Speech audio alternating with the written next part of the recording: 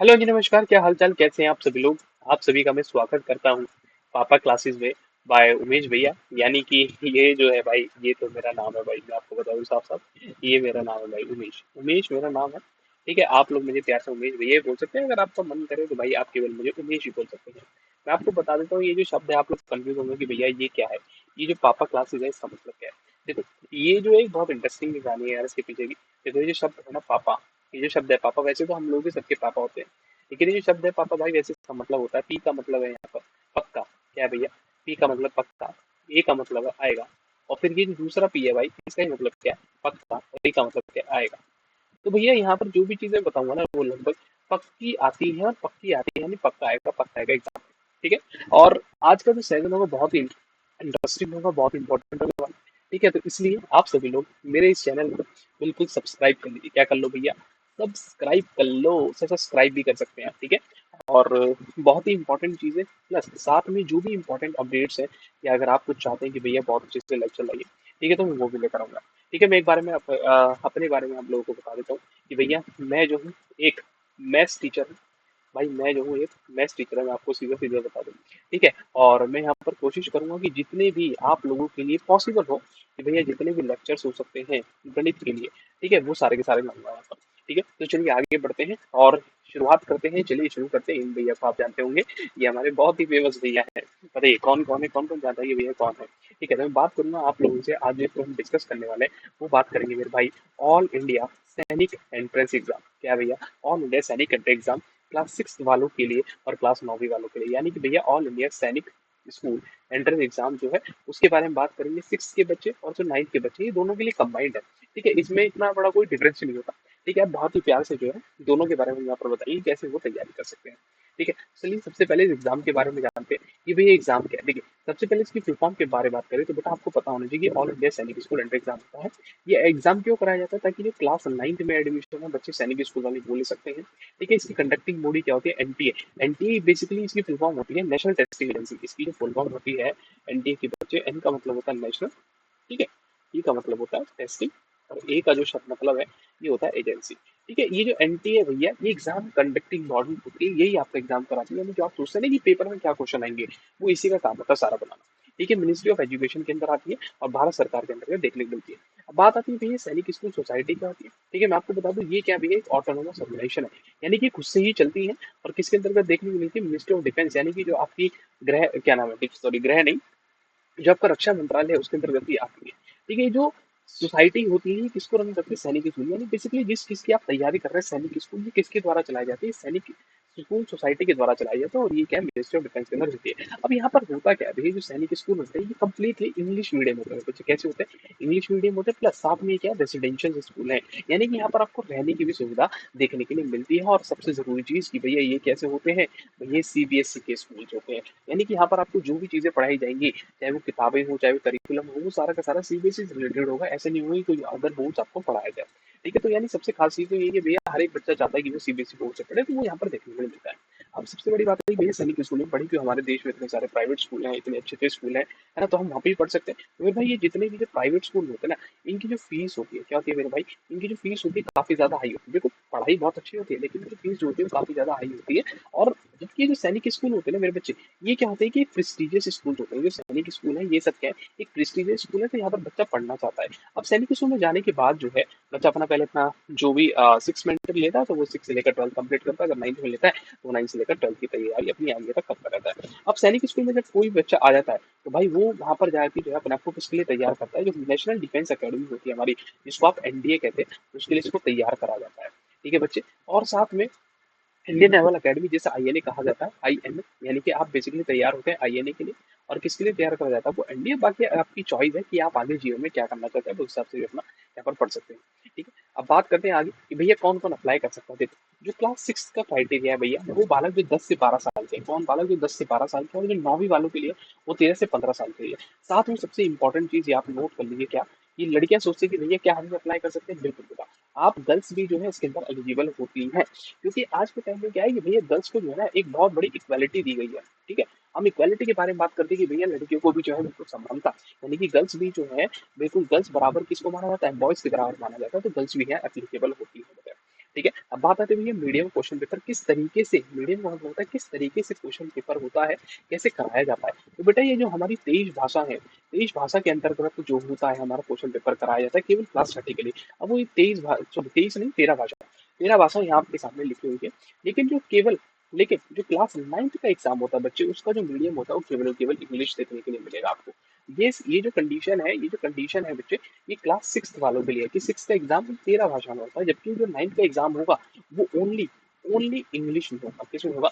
English में। तो आप ये बात समझिए, अगर कोई बच्चा सोच रहा है कि भैया मेरे को तो इंग्लिश आती नहीं, मेरे को रीजनल लैंग्वेज ही आती है मेरी, कि मैं ओडियाई बोलता हूँ, बंगाली बोलता हूँ, नहीं बच्चे, आप नहीं कर पाएंगे फिर एग्जाम, क्योंकि आपको इंग्लिश आनी जरूरी है। ठीक है, अब बात करते हैं भैया इसके अंदर क्वालिफाइंग रिक्वायरमेंट क्या होती है। तो बेटा मिनिमम 25% मार्क्स जो है हर एक सेक्शन में, देखो ये इंपॉर्टेंट है, ईच सेक्शन में इतना बड़ा शब्द लिखा है कि भैया हर एक सेक्शन में आप पास होने चाहिए। और देखो हर एक एग्जाम क्या, सॉरी हर एक सेक्शन में क्या बात करता है भैया कि ईच सेक्शन, यानी आपके जितने भी सेक्शन होंगे ना, आप उसके अंदर कम से कम की बात होगी बेटा, मिनिमम का मतलब होता है कि भैया कम से कम जो है आप 25% मार्क्स, यानी कि जो अंक है वो आपको लाने ही पड़ेंगे। और 40% मार्क्स होंगे आपके एग्रीगेट, यानी हर एक सेक्शन में आप 25% मार्क्स लाओगे। यानी कि अगर मान लीजिए आपका सपोज मान लीजिए मैथ्स है, ठीक है बेटा, मान लीजिए मैथ्स है, ठीक है, मैथ्स आपका मान लीजिए 100 नंबर का, मान लीजिए सपोज मैं बता रहा हूँ कि 100 मार्क्स है, तो इसके अंदर आपको 25% लाना पड़ेगा, यानी कि भैया 25 अंक जो है ना आपको कम से कम लाने पड़ेंगे। ऐसी तरीके से मान लीजिए साइंस होगी, ठीक है, और मान लीजिए फिर आपकी लैंग्वेज होगी, तो फिर क्या कह रहा है भैया इन तीनों सब्जेक्ट के अंदर जो कंबाइंड होंगे ना, जो आपका कंबाइंड होगा वो, या फिर आप कहते हो उसे एग्रीगेट, क्या कहते हैं बेटा, एग्रीगेट, यानी कि इकट्ठे जो मार्क्स है वो 40% होने चाहिए। क्या होनी चाहिए? 40%। देखो यानी कि भैया सेक्शनल भी है, सेक्शन 25% है, और जो एग्रीगेट है वो कितना है? 40% है। ठीक है बेटा, फिर बात करते हैं ड्यूरेशन ऑफ एग्जामिनेशन किस तरीके से कराया जाता है। तो भैया जो छठी का होता है और जो 9वीं का होता है, छठी का एग्जाम जो होता है वो ये 150 मिनट का होता है, और 9वीं का जो होता है 180 मिनट का होता है। और समय यही है कि भैया 2 से 4.5, 2 से लेकर 5, तो यानी कि जो 6 का एग्जाम है आप देख पा रहे हैं, 6 का एग्जाम जो होगा भैया 2 से 4.5, यानी कि भैया 2.5 घंटे का देखने के लिए मिलता है। और जो 9वीं का एग्जाम भैया 2 से लेकर 5, यानी कि 3 घंटे का होता है। इतनी बात क्लियर है बच्चे? ठीक है, बात करते हैं मोड ऑफ एग्जामिनेशन, यानी किस तरीके से होगा। तो बेटा पेपर पेंसिल और ओएमआर आंसर शीट, ये होता है आपका दोनों क्लास 6 के लिए और क्लास 9वीं के लिए। यानी कि आपका जो है सीधी सी बात है, ओएमआर पर आपको गोले भरने पड़ते हैं, यानी ओएमआर शीट आपको देखना मिलती है। किस तरीके के क्वेश्चन पूछे जाते हैं बड़े भाई? तो ये एमसीक्यूज होते हैं। क्या होते हैं? मल्टीपल चॉइस क्वेश्चन, यानी कि आप इन्हें कह सकते हैं कि भैया एमसीक्यूज देखने के लिए मिलते हैं। ठीक है बच्चे, अब बात करते हैं स्कीम की, यानी किस क्या पैटर्न है। बेसिकली स्कीम ऑफ एग्जामिनेशन, ये जो शब्द है इसका मतलब होता है कि भैया क्या पैटर्न है, किस तरीके से एग्जाम होता है। तो देखिए ये 6th क्लास का दिखाया गया, इसके अंदर 4 सेक्शन आते हैं, ये पहला, ये दूसरा, ये तीसरा, ये चौथा। देखिए पहला सेक्शन आपका लैंग्वेज, दूसरा आपका गणित, तीसरा इंटेलिजेंस, यानी कि जिसे आप रीजनिंग कहते हैं, चौथा होता है जनरल नॉलेज। अब यहाँ पर जो क्वेश्चन पूछे जाते हैं भैया 25 इसके क्वेश्चन पूछे जाते हैं, 50 इसके पूछे जाते हैं मैथ्स के, 25 इंटेलिजेंस के हैं, और 25 आपके जीके, यानी कि टोटल क्वेश्चन 125 है। कितने भैया? टोटल जो क्वेश्चन है मेरे लाभ, वो आपके सामने जो देखने के लिए मिलते हैं वो होते हैं 125। अब बात करें भैया जो मार्क्स होता है, हर एक करेक्ट आंसर के लिए कितने नंबर मिलते हैं।